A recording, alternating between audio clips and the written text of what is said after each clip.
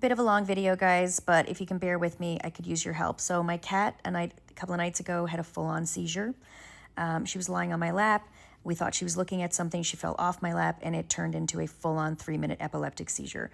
Obviously, she's been in a cone for a really, really long time, and I thought maybe the cone was pressing against something and it caused the seizure, like bad on me.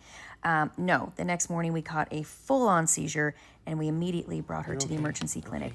The emergency vet got her set up with some IV fluids and stuff to get her comfortable, and proceeded to do some blood work, which came up with completely nothing. So that leads us to a X-ray, CAT scan, and MRI, all of which we cannot get done at the emergency vet clinic because nobody's in on the long weekend. She's home with gabapentin to keep her calm and to help with pain, and she's on this drug here to help with the seizures. Our question is, has anybody else does anyone else have an animal that has been on these drugs for a long time? Because they said, hey, she could be on this for a lifetime. And I just want to know what your animal is like. Did they have any side effects? What is the quality of life? Because although our cat loves to snuggle, it definitely made her extremely groggy, like she was a drunken sailor trying to get from point A to point B.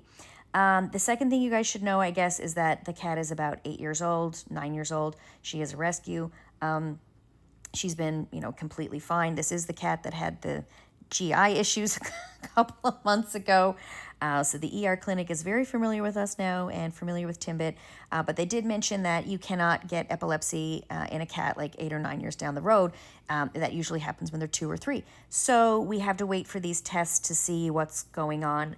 But she's had a gash below her ear and right above her eye for a really long time. We thought it was a scratch from her sister, and she was just constantly scratching at it, which led to a big, giant, massive scab. And when we brought her to the vet as like a follow-up, he was like, dude, you just got to you can't do the donut, you can't do a flower, you need to leave a cone on the cat. So we're almost 3 months into this cone wearing, and we have a scab that is now super, super small. I'm just beginning to think if it's polyps, though. And if anybody's experienced that in a pet, were they easy to come out? Did your cat recover well? Apparently cats and dogs have seizures differently. They're apparently really bad in cats. But obviously Coochie Cat is not herself. And I'm also just nervous about giving her medicine for the rest of her life because I want her to have a good quality of life. Any help would be great, you guys. Stay safe this weekend. I love your face.